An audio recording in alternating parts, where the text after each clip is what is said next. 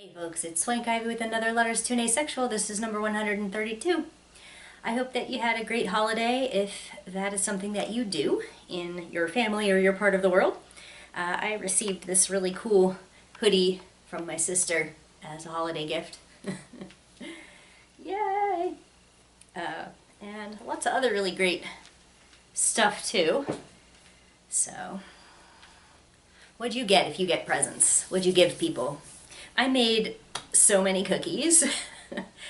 After my family was here having a Christmas lunch, which it's kind of, we sometimes joke that we call our holiday Hanukkah because I was raised Jewish and we celebrate Hanukkah, but then also Christmas has kind of leaked into stuff and everybody gets the day off, so we're like, it's Hanukkah. So we had like a Hanukkah lunch, and immediately afterwards I had friends over to consume all the cookies, and I sent people home with cookies as well as serving them cookies while they were in my house. And after everyone left and took care packages, I still had over 150 homemade cookies. So they're in my freezer right now. I've got hella cookies. But anyway, let's talk about the topic of today's letter, which this is a compilation of a bunch of sentiments that have been voiced to me at various points. I'm going to talk about what if you're receiving well-meaning comments that are not necessarily landing for you and are just incorporating an attempt to be supportive, but are coming from a place of ignorance or harmful beliefs about us, incomplete beliefs about us, just things that are maybe inappropriate. So I want to share a list that I wrote quite some time ago of 10 things that I recommend don't say these things to asexual people even if you think you're being supportive. And I should give you the disclaimer that I'm just one person. My perspective on this is not the law of how you speak to all asexual people, and I'm certainly not saying that if you're an asexual person and someone has said one of these things to you and you didn't mind it or you didn't think of it that way, that's also valid. But this is my perspective on that, and I'm gonna go ahead and break out my beautiful little pink glasses to help me read. So here we go with 10 things well-meaning people say to asexual people that I would kind of like them not to. So, number 1, your love or your relationship is so pure or so simple. And why you shouldn't say this, why I think you shouldn't say this, is asexual people who fall in love or have a relationship, it's not a simplified or innocent version of, quote, real love. It's not a light version, it's not a boiled down version. It's an equally legitimate experience of love. And it's not purer, it's not better, it's not puppy love, which it's very frustrating that sometimes people will use that phrase to suggest that it's kind of cute, it's pure, it's childish, but it's not deep, and that is not true in many cases. So and if you want to be respectful and talk about your asexual friends and family members' relationships the way that you shouldn't imply that they're puppy love or that they're innocent. We do understand that sex can complicate matters, but there are a lot of things that can complicate matters, right? Sex is also sort of a shortcut for some people to be like, okay, yeah, this is a relationship that means a specific thing. Some of us who, if we don't incorporate sex into our relationships, we don't have that cheat code. We don't have that shortcut to kind of understanding what we have here.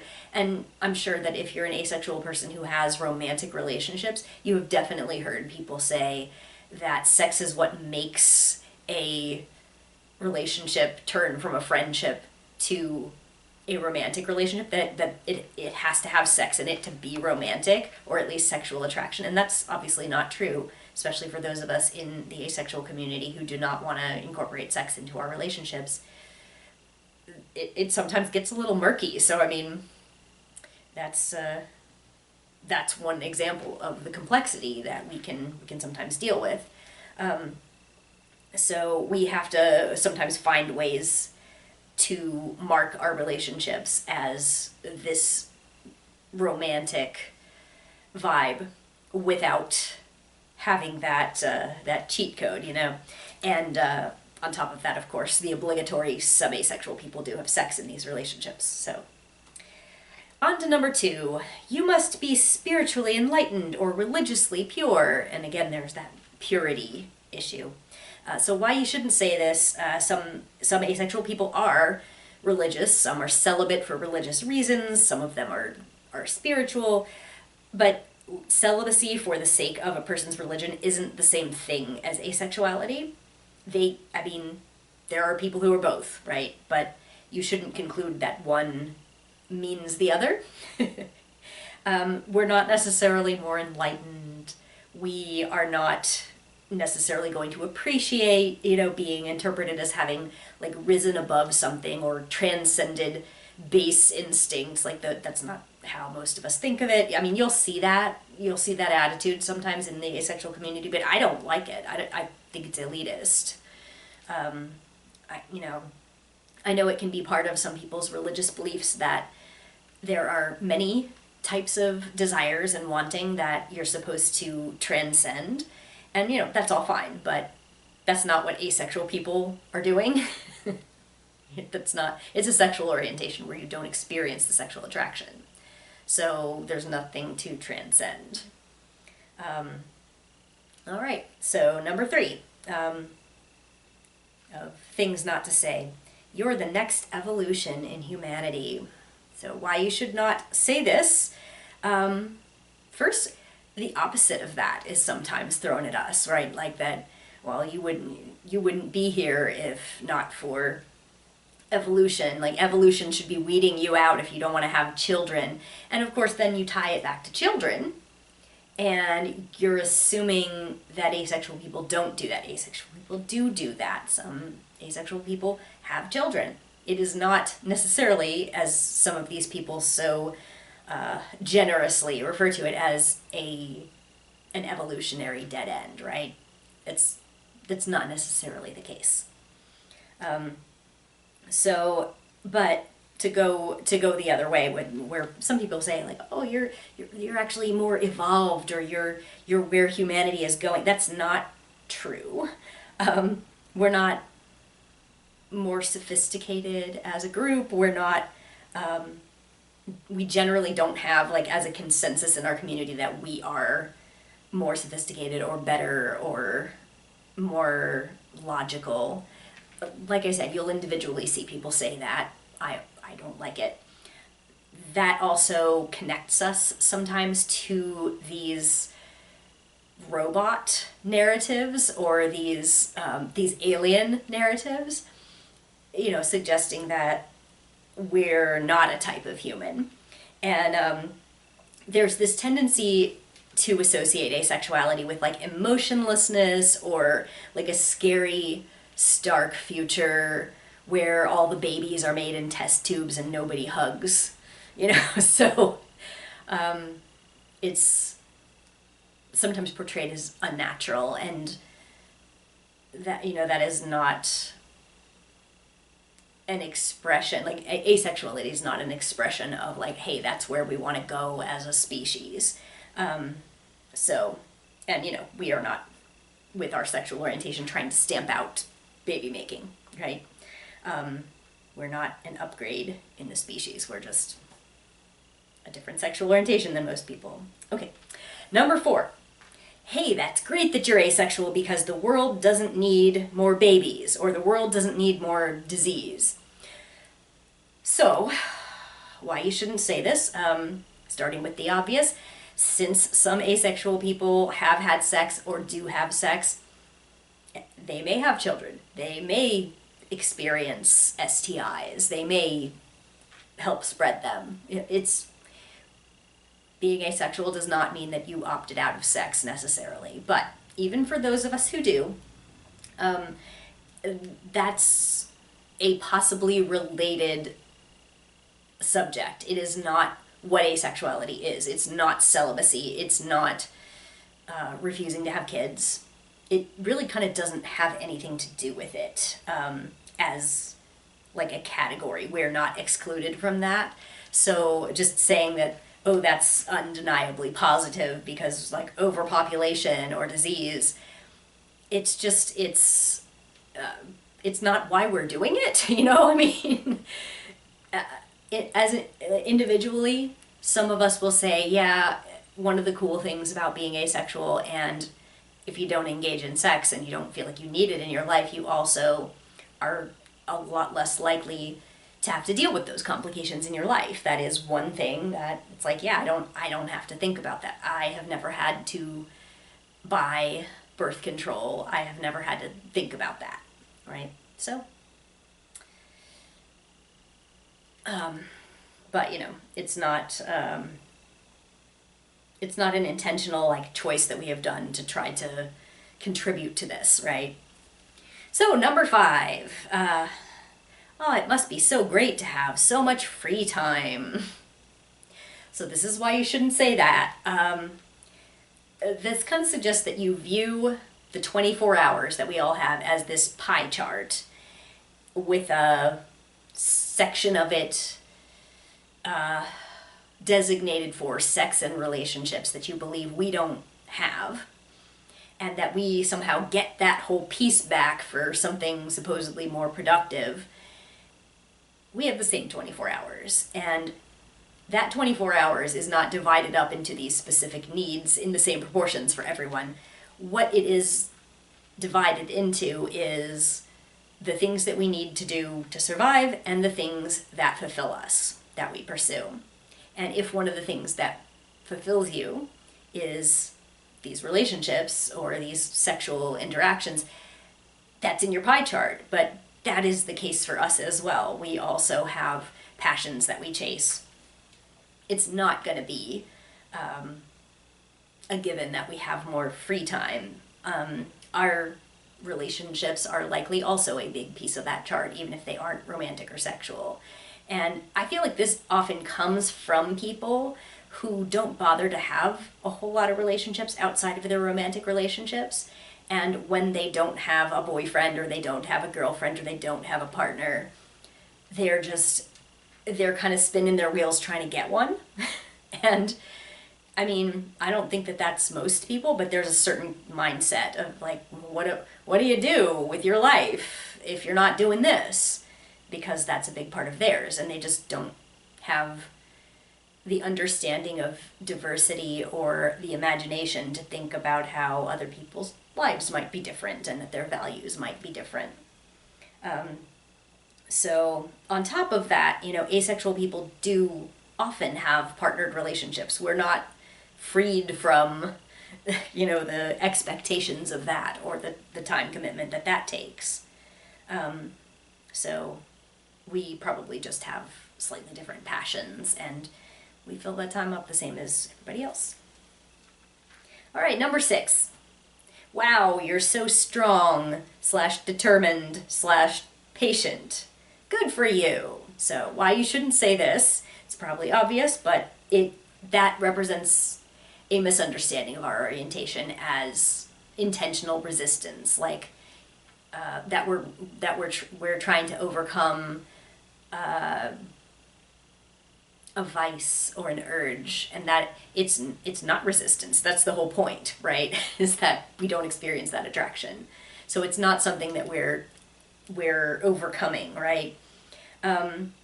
It also kind of leans into that narrative about waiting for the right person, which we are often misunderstood as that we're holding out for the right person rather than that we don't feel that way about anyone. So, you know, patting us on the back for resisting is just like at best inappropriate. All right, number 7, let's see. sexual attraction slash libido is so distracting. You're lucky to not have to deal with that. So why you shouldn't say this again? Some asexual people do have a libido, and some of them may find it very distracting. I've heard that. I've heard that from many people, that, yeah, it can kind of be annoying or distracting.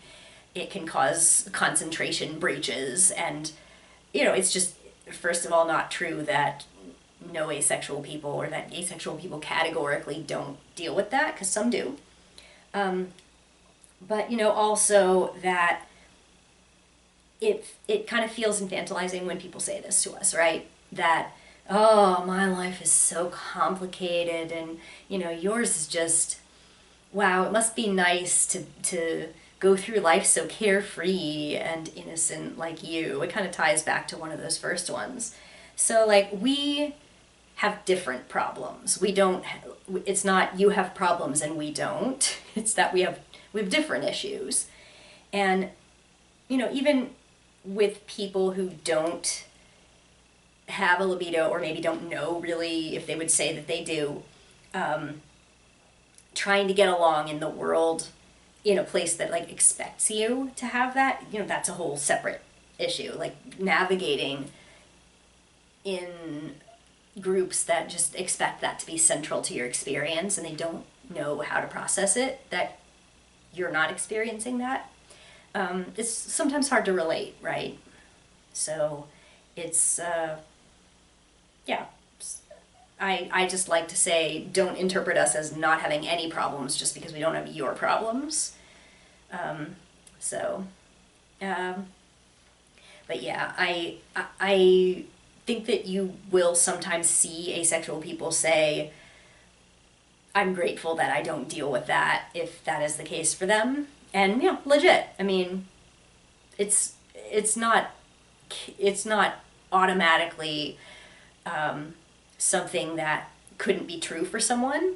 And, seeing the way that some people who do experience sexual urges talk about it, like they sometimes they talk about it like it's hunger, or like it's a deep need that they must satisfy.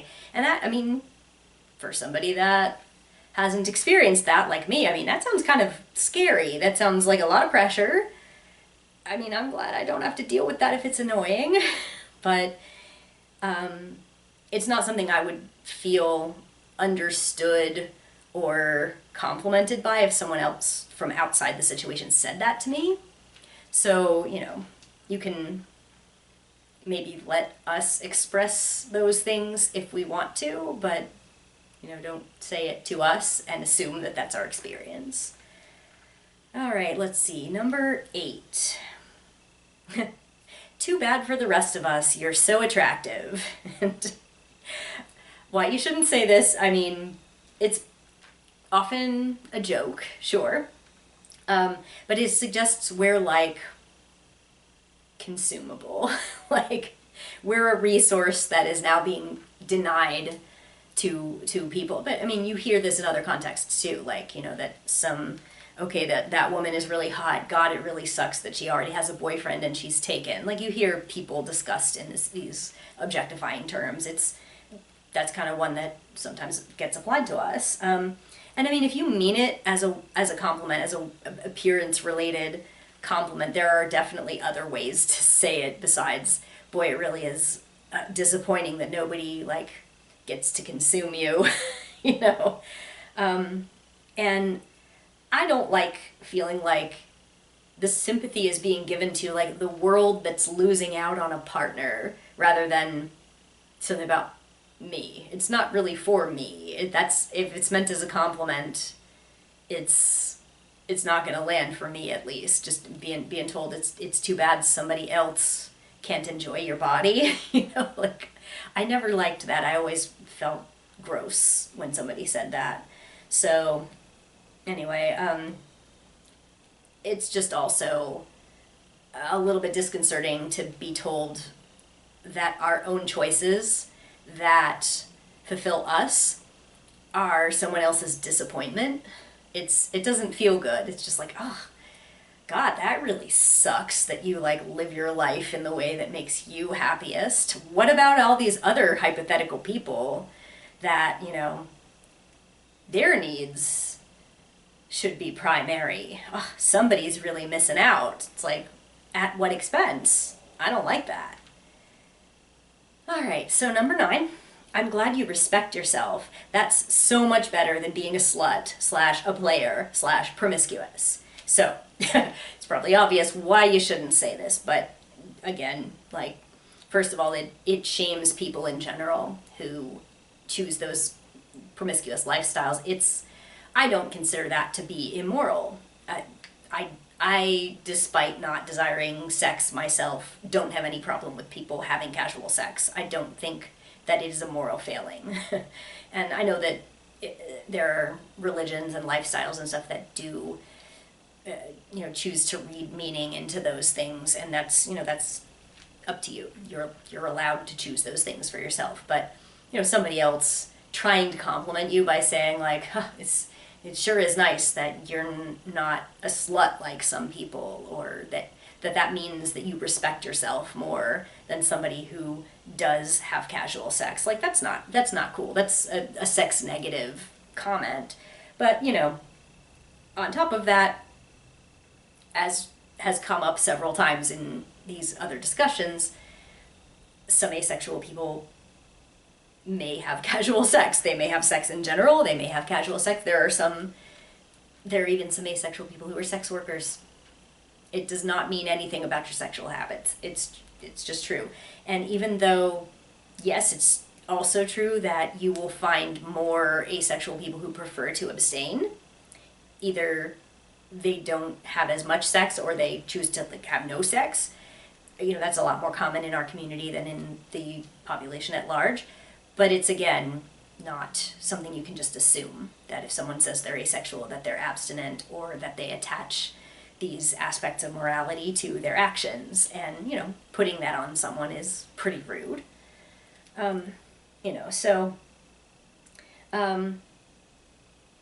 It's also just not a very good feeling to feel like somebody blurts this in front of you because they have extremely conservative views about how sex should be performed and under what circumstances, and that if you say you're asexual, they think you agree with them on that.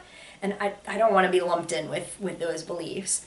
I certainly especially wouldn't want to be lumped in with those beliefs from someone who did believe that having casual sex is not a moral failing. Like, I wouldn't want them to hear that I'm asexual and be like, oh, so you probably think I'm disgusting, huh? You probably think I'm such a slut, huh? And like, I don't think those things. So it's not really something that I appreciate, having kind of other people's lifestyles thrown under the bus as pretend appreciation for mine. All right, so the last one, number 10. I wish I was asexual. And the reason that I think you shouldn't say this is it's usually kind of unthinkingly tossed out by someone who, again, feels that their problems are very complicated, and if we don't have their problems, that we don't have any problems. So it's tied again back to innocence, or a perception that we have a carefree life. It's really anything but. We have different problems, as I said in one of the previous ones. We may also have some of the same problems that you don't believe that we do, because maybe you assumed that all asexual people are aromantic and or non-partner seeking. You may have assumed those things about us, and it's not true. So what you should do here, I guess, if you want to express something like this, where you're maybe experiencing some kind of envy for someone who says they're asexual, and for whatever reason you wish that some of the aspects of their life were aspects of your life, what you're really expressing is that you wish you didn't have the problems that you have. And you can just say that. You can just say, like, oh, my libido is really annoying and it's really distracting. I want to blow off some steam whining about that, right? It's appropriate to do that with someone that you have that kind of relationship with, it isn't appropriate to be like, man, I just wish I could be asexual like you and all my problems would go away. Because, like, no, they wouldn't. That specific problem might go away. But, you can talk about your relationship problems if that's what you mean. You can talk about, the pressure that you feel inside of a relationship. Whatever the actual issue is, you can talk about that instead of assuming that that would be part of your life if you were asexual, right? So, yeah. Sometimes I would say there are asexual people who have kind of wished that they were like you too. So I'm not saying you can't have these conversations, comparing and contrasting your lives, really discussing these things, but I think that for most of these 10 things that I suggest people don't say, they're more for a sort of casual relationship that you might have with an asexual person, and you may be well-meaning and not realize that these things could be offensive because you haven't read into them as much, you haven't thought about them as much because it's not your life. So that is why I don't think that you should say or express any of those things in those words.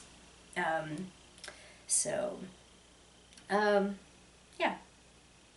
And again, I would also say, my thoughts on this are not the final word of the asexual community. So, I mean, probably a lot of the people who watch my videos these days are aspectrum people themselves. So, even though a lot of this video I've been kind of addressing people who might unintentionally offend people by saying these things because they're not asexual, probably a lot of you who are hearing this have maybe had some of these things said to you, and I'm curious if you ever felt like one of these statements that somebody said was, that you actually received it as a compliment, whereas I wouldn't. Any thoughts that you have on that? Any additional ones outside of these 10 where somebody seemed like they were trying to say something supportive but you didn't like it? I'm curious what your experiences are as well. So with that, I will end this one, and I will see y'all in the next video. Yeah, thanks for watching, and I hope you all have a good new year. Thanks.